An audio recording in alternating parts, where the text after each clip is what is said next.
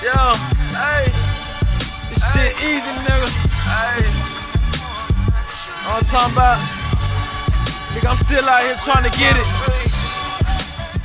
Contender regime boxing, checking back in with y'all, man. What's happening?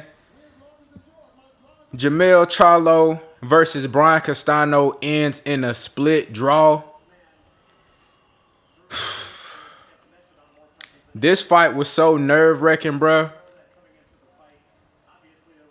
Extremely competitive fight as I expected. It did not end how I expected it to end, but it was very, very competitive like I thought it was gonna be. Let me see what the brother JERMELL talking about.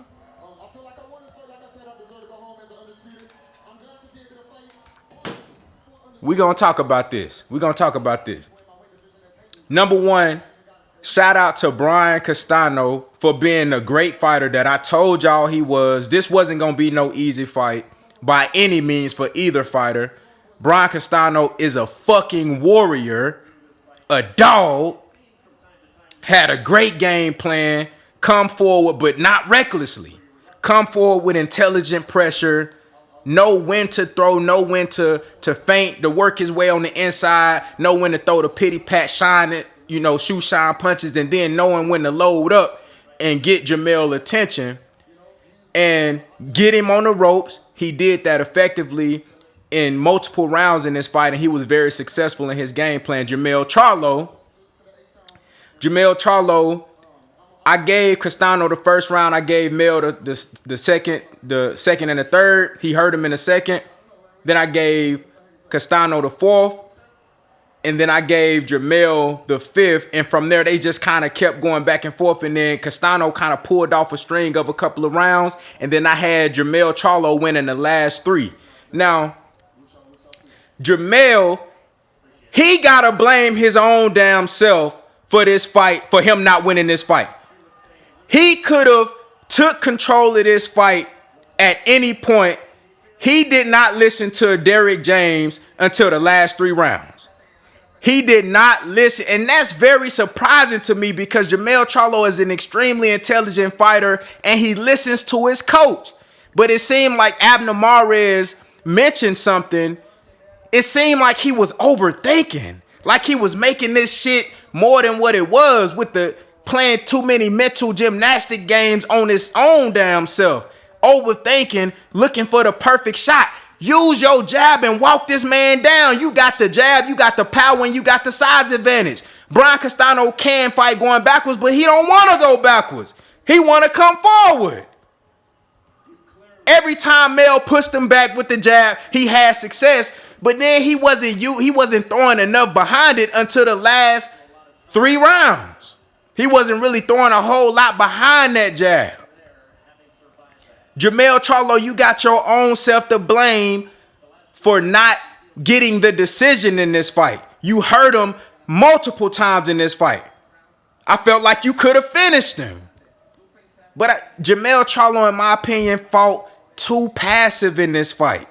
It seemed like he was just looking for the perfect shot and he wasn't aggressive enough. Those times now, Brian Castano did a great job when he was hurt. He did a great job using his feet, circling around, playing defense in survival mode. He did a great job of surviving. But JERMELL, bro, you gotta tighten up on your shit and get aggressive. And when Derrick James told him he needed the knockout, in my opinion, that wasn't to say that JERMELL was down on the cards or anything like that. It was a very close fight back and forth. But I think he told him that to try to secure the fucking win. Like, bruh, we need this shit. You absolutely cannot take this round off. That, if you a coach, that's how you get your fighter to not fucking take a round off. You tell him you need a knockout. Like, bruh, you need a fucking knockout, dog. Go after this man, bruh. JERMELL CHARLO, man, look, shout out to both fighters, bruh. Both guys fought hard. Brian Castano did a beautiful job in his game plan, and I felt like CHARLO did a beautiful job in the last three rounds, catching up from the rounds that he let go by not being active. He had his fucking hands in his pockets and shit. You know what I'm saying? So kudos to CHARLO for biting down and, you know, putting the pressure on when he really needed to at least get a fucking draw. Because if he didn't do that, Brian Castano would have clearly won a unanimous decision. Great fight. It was more chess. Remember I told you I was gonna be a little bit of chess, but mostly war dog fight. It was more chess than I thought it was gonna be. And that's because of JERMELL CHARLO. I told y'all, he's gonna be the chess player in this. So he decided to be very, very passive and just look for the perfect shot. Every time you come in looking for the knockout, bro, that shit don't go how it's supposed to go. I'm not mad at a draw because that's the right call.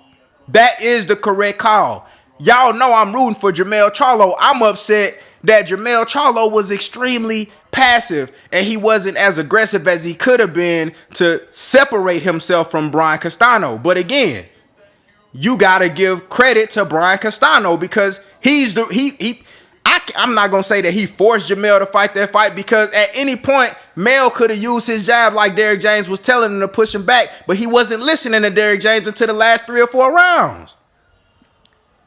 You know what I'm saying? So, but again, shout out to both fighters. I want to see a rematch. I ain't mad at a rematch. I would have loved to see an undisputed fighter, an undisputed champion tonight, but god damn, man. This shit crazy, man. Y'all let me know what y'all think down in the comments. How did y'all see this fight? How did y'all score it? What do y'all think about the decision? You know what I'm saying? Let me know what y'all think down in the comments, man. Contender regime boxing. I'll holler at y'all boys, man.